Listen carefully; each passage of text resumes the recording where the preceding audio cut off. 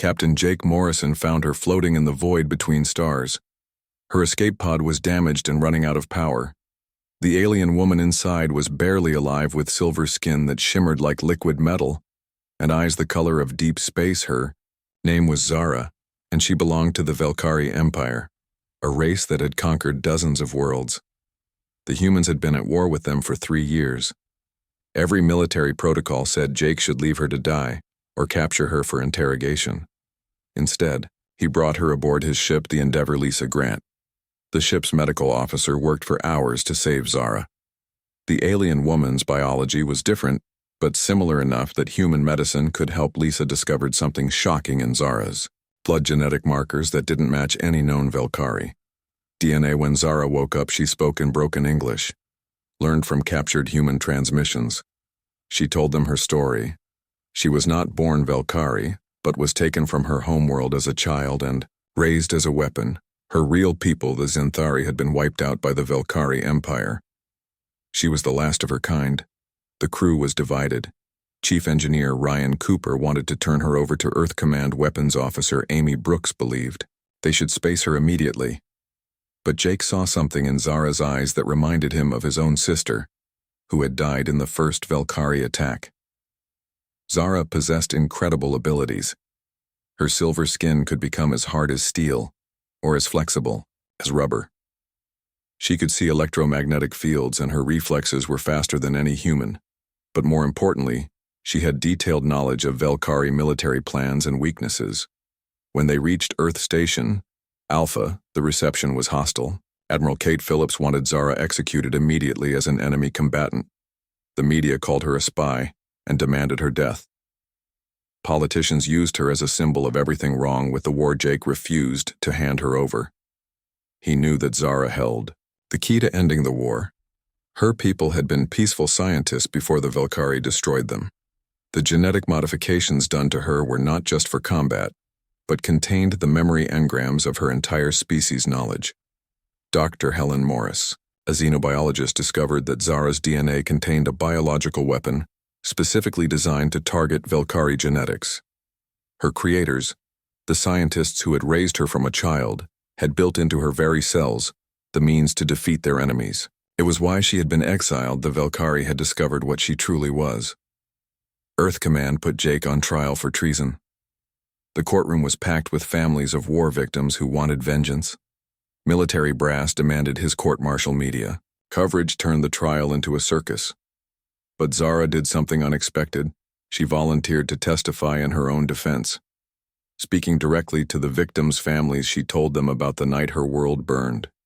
She described watching her parents die and being taken by the very people who had murdered them. She explained how she had spent years planning her escape, waiting for the right moment. The turning point came when Zara demonstrated her abilities in front of the court. She showed how her people had hidden their greatest weapon inside her, not for conquest but for justice. Her genetic code contained detailed star charts showing every Velkari stronghold and the exact frequency needed to disrupt their technology. But there was a cost. Using this knowledge would likely kill her. The biological processes needed to activate the weapon would burn out her enhanced nervous system. She would die to save humanity and finally complete her people's last act of defiance. The court was silent. People who had called for her death now saw her differently. Here was not a monster but a victim who had chosen to become a hero. She had suffered more than any of them could imagine, yet still chose to help those who had wanted her dead. Admiral Phillips made the decision. The military would accept Zara's help, but she would remain under human protection.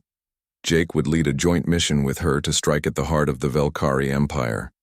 It was humanity's best chance to end the war. The mission launched 3 months later. Jake commanded a fleet of 12 ships with Zara as their guide. She had grown close to the human crew who had accepted her as family.